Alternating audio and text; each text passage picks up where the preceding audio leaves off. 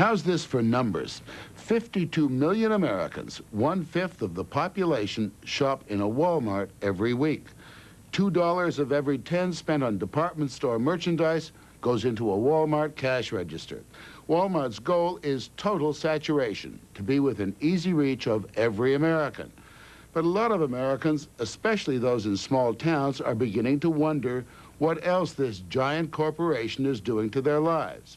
It's already the world's largest retailer. Projected sales for 1995, $100 billion. In just the 3 months ending last January, they tell us they averaged more than one grand opening every day. This is store number 2278 in Erie, Pennsylvania. It opened last March with all the typical sales pitchin', high-steppin' hoopla. Walmart thinks it knows what's good for American consumers, and a lot of consumers seem to agree. It's a phenomenal success story. Sam Walton from tiny Bentonville, Arkansas, became the richest man in America. He defied conventional retailing wisdom by putting big stores in little places. Sam Walton is dead, but his company continues to stress Sam's Main Street small-town ideals. That's their story.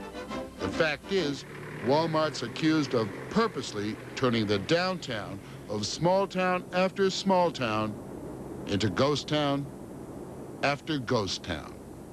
They moved into towns all across the South because the easiest person they could put out of business was mom and pop. Angela and Glenn Falgout once owned a store in Donaldsonville, Louisiana. Population 8,000. They sold a bit of everything: bikes, toys, lawnmowers. Business was thriving until Walmart arrived in 1983. Our business basically shut down in '86 after 3 years. We stayed open because we had savings and we were young, and like Angela tells me, I was totally dumb. The bitter fact was the Falgouts couldn't buy bikes wholesale for what Walmart was selling them retail. Walmart's enormous purchasing power is the reason. Also, the Falgouts say they reduced prices to purposely put competitors like themselves out of business.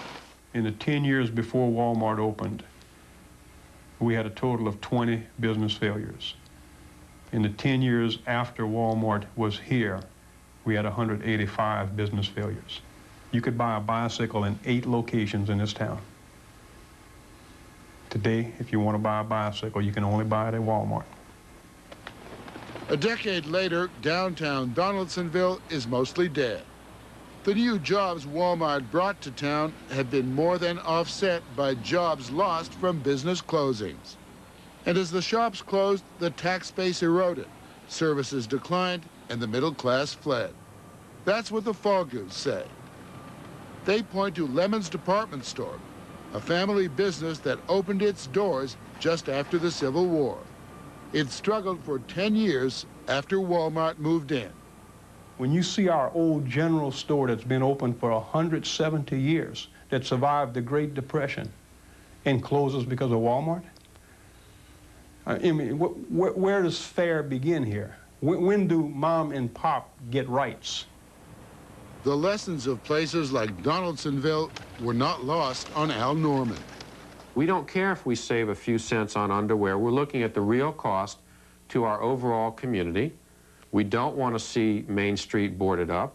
We don't want to see property values negatively affected. We don't want to put some of our friends and neighbors out of business just so we can have another Walmart, because we've already got one probably 10 or 20 miles away already.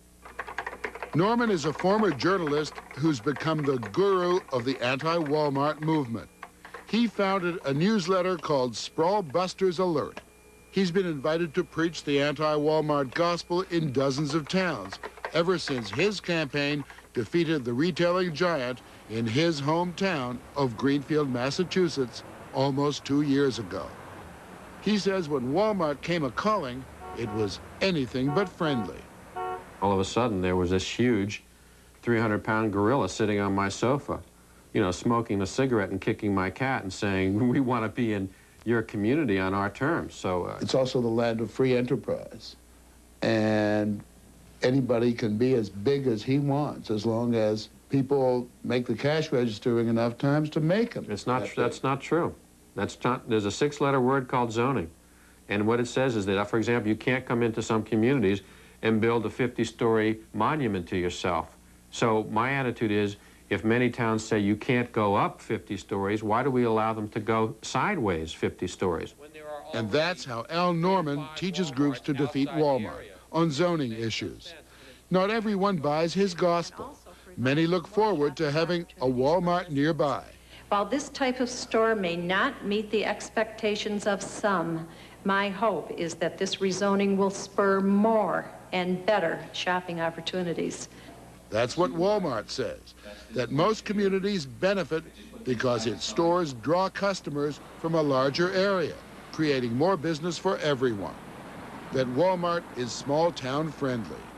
Those folks who can't compete should find something else to do.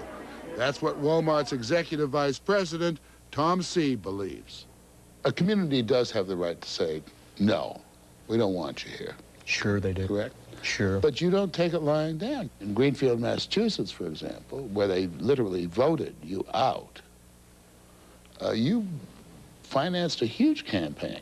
You know, actually, I think maybe we should set the record straight on Greenfield, Massachusetts. They didn't really vote Walmart out. What they did, what was on the ballot, was do they want to change the zoning on a piece of industrial property from industrial to commercial? The effect of which was to keep you out. Well, it did keep us out. Why have you zeroed in on Walmart particularly? Well, Walmart is the most aggressive.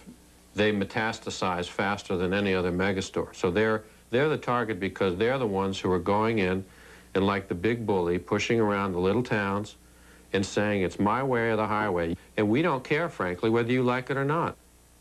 Al Norman's biggest coup came when this upright, down-home company was caught in a little skullduggery. They set up a phony citizens group that had no citizens in it. And they were running ads for a group called the Citizens for Economic Growth. So we asked, who is this committee? It was Walmart's lawyer, her secretary, and her secretary's boyfriend. This is a multi-billion-dollar company doing this. Why'd you fight so hard? Because we felt like, very good, that's a great question. For Greenfield, Mass, come on, it's not exactly it's a the great end question. of the world for a major retailer like yourself. No, but it's a great question. It gets right back to our roots. You know, it's a small-town USA type environment. And really, that's kind of like being hometown Arkansas, quite frankly, even though it's Massachusetts. In Iowa, 10 years after Walmart came to the state, nearly half the men's and boys' clothing stores are gone. A third of the hardware stores and grocery stores closed.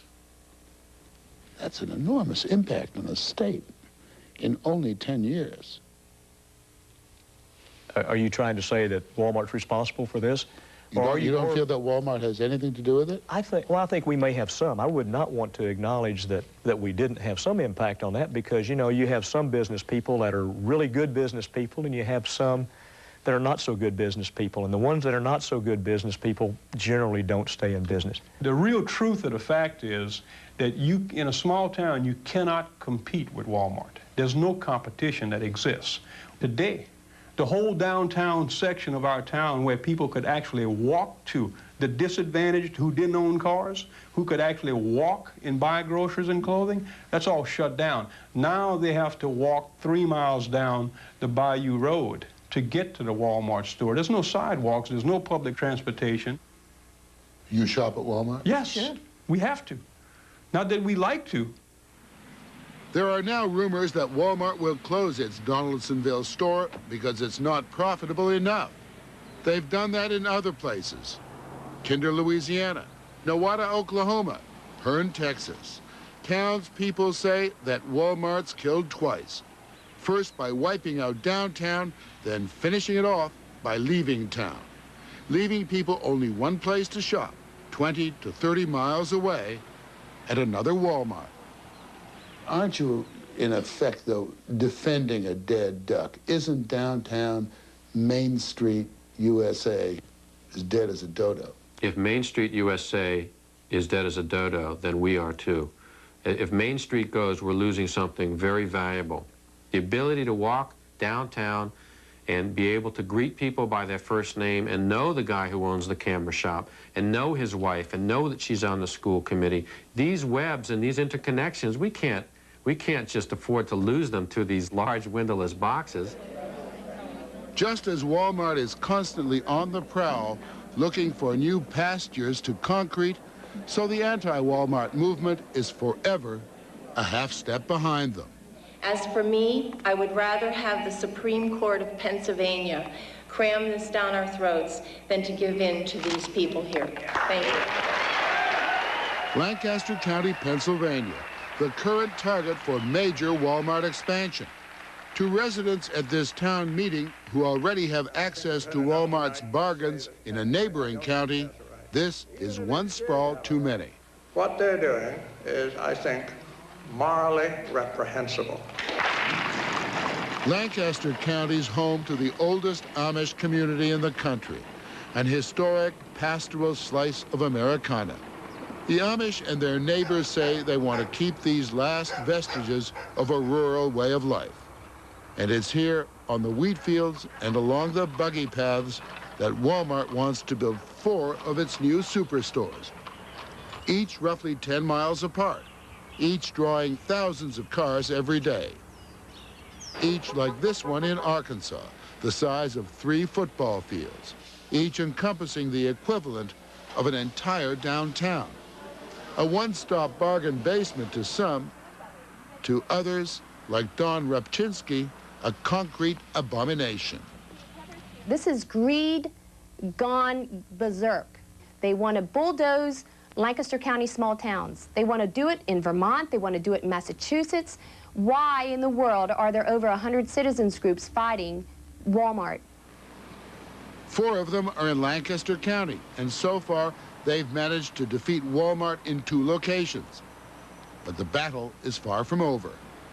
You've already got several strip malls. You've got a Kmart right out here. You didn't resist those. You didn't fight those. Why not? Why? Because they blend in and they balance our community. That Kmart's not threatening local businessmen. It's a good balance to what we already have existing. It's not an out-of-scale, super store. And you think that a 200,000 square foot superstore and an 18, 20 acre parking lot are good for a community, period. We have found, Morley, in the 143 supercenters that we have open today, that our customers like it. They prefer it. Our sales tell us that, and their letters tell us that. But are you not sympathetic to this growing idea in small communities of saying, look, we want to control this very fragile small town quality of life? You don't care about that. Oh, we care very much. You know, our roots are in small-town America. We have stores all across the country in small-town America, rural markets. That is our home base. We're very sensitive to that. In these type communities, our stores do well, the communities do well. They don't get it. When we start talking about quality of life, they start talking about cheap underwear. And I keep saying, you cannot buy small-town quality of life at a Walmart. They don't sell it. But once they steal it from you, you can't buy it back from them. That's what we will lose if we lose Main Street. The small mom-and-pop business, the rural community with its lifestyle, that's American. That's red, white, and blue.